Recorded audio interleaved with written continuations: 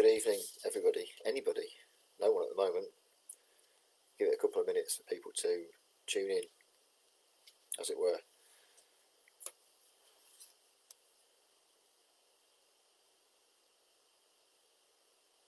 I'd say just talk amongst yourselves, but I don't think there's anyone out there who can, talk amongst them. Well, we've got 5 people now. It says a little eye thing at the top there. 5 people. Welcome to all of you, each and every single one of you. We'll have a little bit of an update as to how things are progressing this week after the second round of Super League performances. And there's been, hi Bill, how you doing? There's been some super performances in this Super League, and I shall run through some of the highlights in due course. I'll try and give a more thorough roundup in the news report that I do, sort of written down. So that's probably going to be a bit easier in terms of getting the results and stuff, because I had to work a bit this weekend. As it turned out, because normally I work Monday to Friday, and I had to look after little on Friday, because he couldn't go to nursery, so been working over the weekend to make up for it. But we're back on track now. We've got the results in. We've had some very kind-hearted people helping me check any discrepancies, etc., so we can get the most accurate set of results out to you all. I shall, after this broadcast, publish the top 20 performers of the week in terms of performance versus their handicap, not in absolute time. And I think we'll have a league table update as well from the latest round of results. Every team fielded a team, because the criteria we put in place last week was 7 people minimum, I think it was. There's 1 or 2 who couldn't make it, and that's absolutely fine. And I would urge you again, if you are injured or you're not feeling very well, or you're self-isolated, whatever the reason might be, don't run. It won't, it'll probably cost your team if you go out there and try and run, but you end up running really badly, and it will certainly cost yourself, because you might make a niggle, an injury. So look after yourselves, and if you're not up to it, don't run. That's fine. We'll take you out for that week, and so the way the team's scores are worked out, it's done on an average across those that do run. So you all contribute, but if you don't run, your team won't suffer from you not being there, if that makes sense to you. Right, okay, we've got 26 people up now, beating as the clocks went back.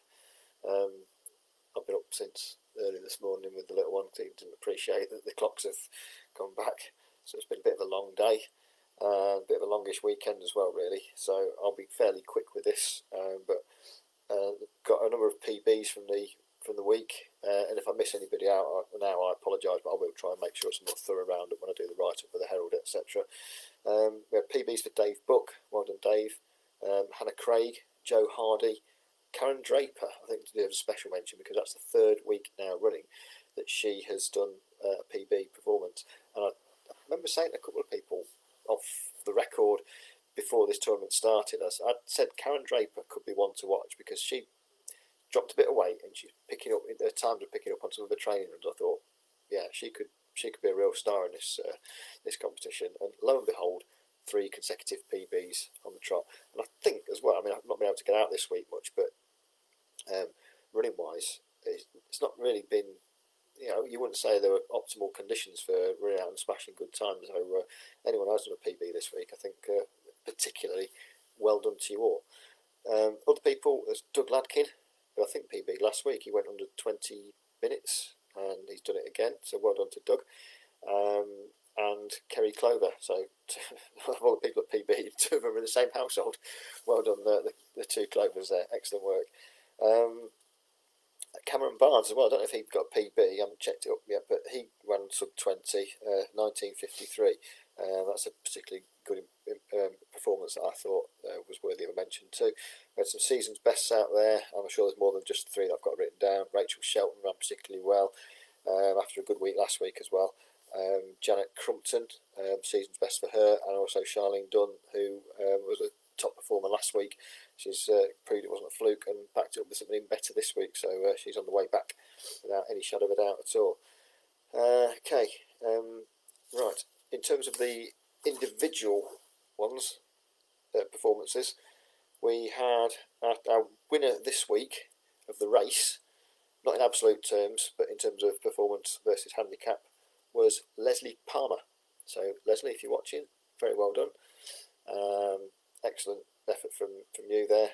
Did it on location as well. I think she's down in Somerset on holiday. Nice part of the world, somewhere I've actually been to several times in the last couple of years. And yeah, very well done, Leslie. Second place and our top male was Chris Davis, who, in fairness to Chris, should be pretty good at running a 5k, but on the basis that he's run every day this year, he'd run 5k for his charity CDH. But then you could also argue that he might be tired because he doesn't have any rest days like the rest of us do. So yeah, he's gone. I think he's going to run a PB from what I can gather, and that's giving him second place in the.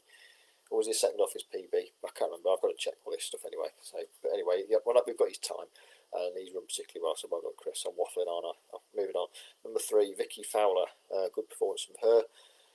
Karen Draper was number 4, and I think our second and third male. Second was Stuart Batchelor, hockey playing multi-sport star and former he still is a sub-3 marathon runner. Probably couldn't do one now, but he has run one in the past, and that will always be there for him. So Stuart, he's our number 2 guy, and Cameron Barnes was our third best performance for the men. Right, which means I'm just holding this up there, but you can't see that on camera, can you? So this is my notes. Who needs an auto cue? Overall, in terms of absolute speed, in case anyone's interested, Aaron Chetwynd was once again our fastest man, I think, followed by Dave McGowan again, that's the same one too. Aaron has already put in a time on his 5 mile run this week. Obviously, it's 5 miles as of Saturday, and I understand people might want to get them in at the weekend while it's light, because especially with the clocks going back, etc. Aaron's going to run a 5 mile performance that is 1 second faster than Ryan Bennett's 5 mile club record, set in a true race environment. So that's an exceptional performance from Aaron, so very well done.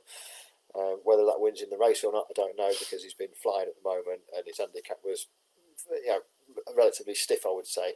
But either way, it doesn't matter if you don't win the company. If you're going out and knocking chunks of time off your previous week's performance, you're going to be feeling good about yourself. So fair play to him. Fastest lady, it was close this week. Becky Harris joined the competition, and she was our fastest lady this week, only by a couple of seconds, beating last week's first or fastest, which was Nivette. Team wise, it was. What do we say? I'll send out a updated list of who was where on an email when I finish this and stick it on Facebook. But in first place, once again, 2 weeks running, was Hannah Craig's team, Cool Runnings. So they take maximum points, 10, and therefore are top of the league overall, which is the league that I've just done. In second place this week, a bit of a step up, was the Giant Striders, Rob Boland's team. And it was quite close then in the middle with everybody else. You had Nikki Bowman's team coming in third, Tight Nuts and Sweaty Butts or something. Maggie's team, I think, was second last week, or third, and they were fourth this week. So again, a good consistent performance from Maggie's team. Chafing the Dream, I think they're called. Dave Jackson's team were next, fifth, which is, I thought, was a bit harsh because to a person they've all ran particularly well in that team, and there's been quite a number of PBs in that team as well. So fair play to them. They came in fifth. Then you've got Gavin Crockwell's team, Norman Cook, to those who don't know him other than through Facebook, the Sky Blue team, Sky Blue, I think they're called. And then we had Peaky Grinders and finally White's Wobblers. So that was the running order for this week. There weren't too many penalties we had to administer, just a couple. And I think the elapsed time thing has gone. We're quite happy with that. People seem to be starting your watch at the start, stopping at the finish. There's a couple of gradient issues that we had to have a look at and penalise a couple of people for. So just be mindful of when you're doing your routes, try and finish at the same altitude that you start at. That's the thing. If you start at the top of, I don't know, Merivale Lane and you finish down at the town by the canal, you've obviously run downhill. And that will give you an advantage in terms of your time. You wouldn't do it the other way around. You wouldn't start up with the King's Head and find your way all the way up to Ridge Lane somewhere, because you wouldn't get anywhere near the sort of time that you would. So just have some consideration to where you're running, and it will impact your team otherwise negatively, not just your own individual performances. Hopefully your captains will just sort of mention that again. I don't think, by the way, anyone has actually cheated and tried to say, you know what, I'm going to try and diddle this and see if I can get away with it. I've got some very helpful people checking people's Strava and whatnot for me, as well as the captains doing their own bits of reconnaissance. So I think at the moment the competition has been played in the spirit in which I intended it to take place. So thank you for that, and also thank you again to the captains for their work in admin duties and getting the results in a pretty timely fashion and quite well organised as well. So thank you to all the captains. So overall, and bearing in mind your worst two performances as a team will be jettisoned at the end of the tournament. We've got sort of joint seventh at the moment with White Swabblers and Peaky Grinders. That doesn't mean to say you've got a mountain to climb, because it just means that your first 2 weeks will probably just get written off, and your weeks from now will count. So you can't necessarily have a bad week, whereas perhaps some of the other teams can, but you haven't perhaps got the mountain to climb that you might think you have. It's not like football, for example. Right, so they're at the bottom of the table at the moment with 3 points apiece. Then you've got Gavin's team with 7 points, and then it's really close in the so-called, I think they call it the mixer, in certain circles. Dave Jackson's team have 10 points. 1 place and 1 point ahead of them, you've got Rob Boland's team and Nicky Bowman's team, both with 11. And then just 2 points above them with 13 is Maggie Savin Barnes' team. So it's a real clutch of teams all quite close together.